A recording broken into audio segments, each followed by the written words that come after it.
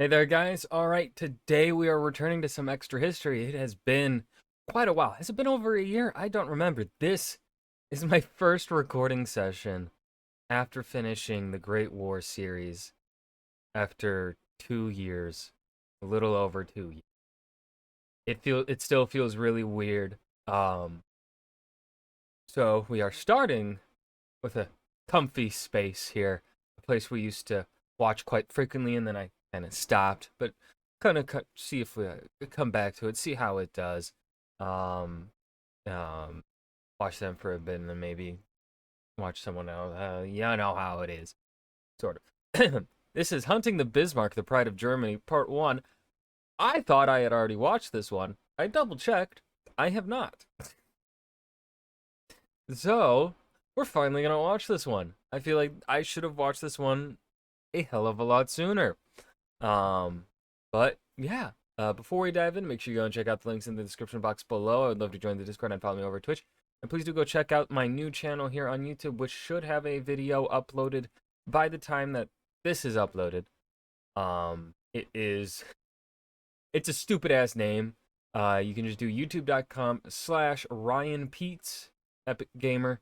It is currently listed as the gaming channel down below, and then the channel I used to advertise a lot to you guys is the VODs channel now. It's just solely dedicated to my stream VODs. The new gaming channel is gonna be edited content of my streams and stuff like that, heavily edited. I don't know what exactly constitutes heavily edited, but it's edited. I think it's pretty funny. Go check it out. I might play a clip right now. Hello, welcome back. If I played a clip, if I did not, then this is really awkward, but yeah, go check out that channel. God, I hope editor Ryan, remember to fucking splice in a clip there. I'm not gonna remember. Anyways, yapping done. Let's dive in. May 20th, Oh, that's loud. 1941. A restaurant in Stockholm. A British officer, the naval attaché to neutral Sweden, is having dinner alone when the waiter interrupts him with a telephone call from the embassy. His eyes widen. He slams down the receiver and rushes out. Waiting for him at the embassy is a Norwegian colonel, the man Swedish intelligence leaks to when they want information to land in British hands. He has a sighting report from a Swedish cruiser. They relay it to London via encrypted telegram, and it says, at 1500 hours, 2 large warships, escorted by 3 destroyers, 5 ships, and 10 or 12 planes, passed to the northeast. The ship. That is something that I feel like so many times when people talk about the Bismarck is left out. The people pretty much only talk about the Bismarck and then the other big ship that was with it. They don't talk about the other escorting ships nor the planes. Like, I'm trying to remember yeah. I don't know why that's something that I guess it doesn't make as good of a story with as like telling it like 2 big ships against the British fleet is a much more captivating story than a small escort group. Ships are German, and the hunt is on. Bum, bum. You know it's a good theme when you haven't watched the show, the series, in a really long time, but the moment you hear the theme, you can sing along, you can hum along to it. This episode is sponsored by Wargaming. Download World of Warships and use the code EXTRA1 for free goodies. Link in the description. The Hunt for the Bismarck is one of the most dramatic events of World War II. It's a story of great ships clashing in frozen waters, a tale of risk-taking, heroism, and shocking loss, and the blind luck that sometimes changes history. So when Wargaming contacted us again saying that they wanted to sponsor a series of episodes on the Bismarck, we jumped on that right away. But what makes the Bismarck story interesting isn't just the ships and the battles, it's the hunt. For the Royal Navy, the biggest problem wasn't sinking the Bismarck, it was finding it. This is a detective story writ large, an international manhunt that stretched from the icy seas of the Denmark Strait to the chattering computers of Bletchley Park. I like, oh, I'm already liking this Bismarck series here because, yeah, once they were able to really find the Bismarck, it wasn't too necessarily really all that difficult. Like it had um like thick armor, right? It was hard to sink. It had to be essentially a bomb had to drop on it from above, I think, if I remember right. Um was really what sealed the deal on it. But like, yeah, the British had the resources. It really wasn't a threat to them if they knew where it was. As long as if they could find it, right? They could really deal. They could deal with it. They could cut away its what troubles it's causing. Um, so I feel like one of the things, at least that I heard growing up when hearing about the Bismarck, is how it was such a super tough ship. It was a big old threat when it really wasn't. I mean, it was a threat, but I think at least what I was exposed to was over sensationalized. They made it a much bigger threat than it really was. The problem was just trying to find the motherfucker. It will begin with an interrupted dinner and end with the destruction of the largest Well, battleship on Earth. spoilers. Allow me to set the scene. 21st of May, early Well, morning. now I A know how British it naval ends. base at Scapa Flow. Vice Admiral John Tovey, commander of the home fleet, is aboard his flagship thinking that this might finally be it. For days, German reconnaissance planes have passed above him, recording the position of his ships. Scapa Flow is a hard station, a barren rock and freezing seas, but it's also strategically crucial real estate. From their base in Scapa, Tovey's fleet guards the watery expanse that stretches between Greenland and Nazi-occupied Norway, and securing that line was the only thing keeping Britain alive. This is a crucial juncture in the war. The previous year, France had collapsed, German forces had occupied Norway and Denmark, and the Italians had entered the war on the side of its fascist ally, Germany. The Italians, they're not that big of a problem. The Axis powers were now masters of Europe, and Britain stood alone, besieged in its own islands. As Luftwaffe raids pounded its cities, American supply convoys were the only thing keeping Britain in the fight. This was a tonnage war, measured in cargo delivered rather than ships sunk. Convoys raced through U-boat-infested waters to get Fortress Britain enough food, bullets, and oil to defend democracy. Tovey's nightmare was of a single ship, the Bismarck. British intelligence had been building a Hey, they might be sensationalizing some things here a tad bit. Like, I definitely do not want to downplay uh American resources being sent to Britain. I definitely think right, but we also have to remember Canada was a thing. Canada had its own resources to be able to send over. Not, of course, nowhere near to the same extent that the USA could, because the USA is chonky.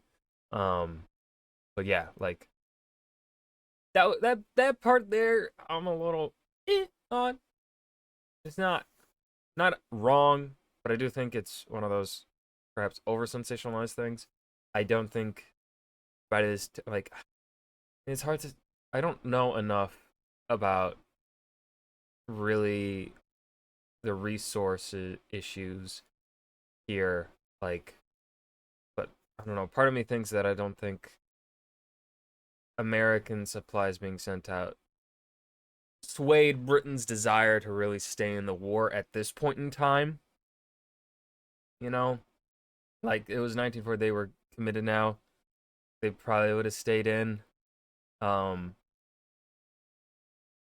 yeah, file on her for some hard to time, say even without knowing attending her more. launch in 1939 and monitoring her sea travels via air and signals intercepts. They still didn't know everything. They didn't know how fast she was, her crew complement, or what new technologies she had, but they did know that she was enormous and advanced, outfitted Chunky. with both heavy armor and 15-inch guns that could sink near anything the Royal Navy could throw at it. But the British also knew that Bismarck was more than a ship. She was a political statement. Hitler had jump-started Germany's economy with public spending, including a focus on military rearmament. The Bismarck was a visible symbol of Germany's economic miracle, a nation with a 100% employment rate, provided you didn't count the Jews and the women forced out of the workplace. Yes, I was literally gonna say. I was about to be like, talk about the people that couldn't work, who weren't included in those statistics. Ah, This series is so good already. And at over 40,000 Because some of their, or like, this is a pretty old video. I think this is like 7, 8 years old or something now.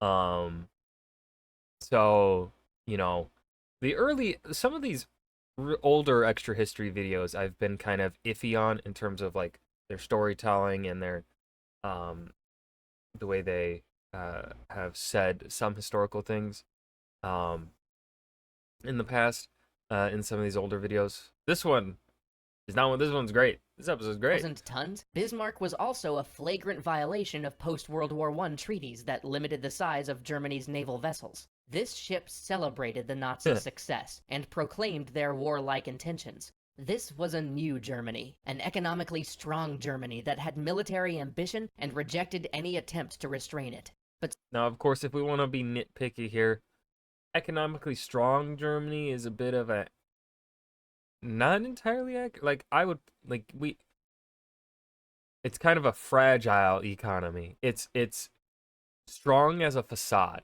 Like the facade, it'll look strong, but if you appear a little closer, the economy of Germany not that strong. so far, this great ship was still bottled up in the Baltic, operating out of ports in northern Germany and occupied Poland. But if the Bismarck could stage a breakout, slip between Denmark and Norway, and cut north into the Atlantic, it could plunge down into the Atlantic convoys, a knife straight into Britain's supply artery. Previous German raids had proved costly, and those ships had only been a quarter the size of the Bismarck. Tovy's phone rings, a direct line from the Admiralty in London. The call passes on the Swedish Navy's sighting, but now it's corroborated with more information. A Polish source reported that the Bismarck left port 3 days ago. Let's go, and Poland. a Norwegian resistance cell spotted a group of German ships passing between Norway and Denmark. Royal Air Force reconnaissance planes, they say, are currently scouring the fjords. Tovy issues an order to his fleet: refuel and stand by to sail. 13-15 hours in Norway. An RAF pilot cruising the fjords spots and photographs a large ship with a heavy cruiser nearby. Back in Scotland, an analyst confirms the silhouette while the photos are still damp from the darkroom. It's the Bismarck, probably with the heavy cruiser Prinz Eugen. The photos confirm Tovy's greatest fear. Worse, the weather is deteriorating, with fog forecast overnight. Bismarck had probably been hiding in the fjords, waiting for just such weather to cover its dash to the Atlantic. Tovy summons his subordinate, Vice Admiral Lancelot Holland, and details his plan. Holland will take his squadron to southern Iceland and hold there, staying in a position to intercept the Bismarck regardless of whether she sails down the east or the west coast of the island. Tovy will stay in Scapa in case the Bismarck tries to use the foul weather to sneak past the north side of Britain. The cruisers currently patrolling the Denmark Strait would stay on course with orders to spot and shadow the Bismarck. You know what's really nice also about this story, coming into this after the Great War? The people seem competent. We're hearing a pretty competent plan here in trying to counteract the Bismarck. Like, this admiral here is not being stupid. He's coming up with contingencies. He's trying to think outside. He's trying to do some 5D chess moves here, trying to trap it, trying to guess where they're going to be. He's competent at his job. It's so nice to hear. 2 years of consistent incompetency throughout World War I. Then radio its course so Holland can intercept. Holland's squadron slips out at midnight. 22nd of May at 0200 hours in Norway. An RAF bombing raid hits the Bismarck's last known position, releasing their payloads blind due to the low clouds. Heavy fog, no sighting. Further reconnaissance flights are futile for the next several hours. 2000 hours in the Scapa Flow. Admiral Tovy, who has been living next to the phone for the last 24 hours, receives a report from the Admiralty. A daring reconnaissance plane has flown low enough to break through the clouds. The Bismarck is gone. Any further reconnaissance flights are grounded due to poor weather. He orders the command to sail for Iceland immediately, hoping to fill any gaps in their screen. In the 30 hours since the last sighting of the Bismarck, the German raiders could have sailed 600 miles toward the Atlantic access points around Iceland. Damn. As Tovy leaves port, he radios Holland to say that Bismarck is heading his way, and that the fleet must maintain radio silence. The Bismarck has slipped through the first net. It must not slip through another. 23rd of May, 19. Also, one thing that I'm noticing here on how they're telling the story, I don't know why it took me so long to finally clock it, but they are only like they are not telling us where the Bismarck is. We are getting the same information that was available to the British fleet, the people that we are seeing the story, the perspective of the story through. That's really good. I love a lot of the decisions that Extra History makes when it comes to their storytelling. They do such a good job. 22 hours. The Denmark Strait. Two sister cruisers have been searching the icy, mine-filled waters of the Denmark Strait for 50 hours, ever since the Bismarck was last spotted, when a lookout sees two ships emerge from a snowstorm. He thinks they're British at first, but a second glance sends him scrambling. Yeah. It's a German battleship, and only 7 miles away, well within the killing range of its 15-inch guns.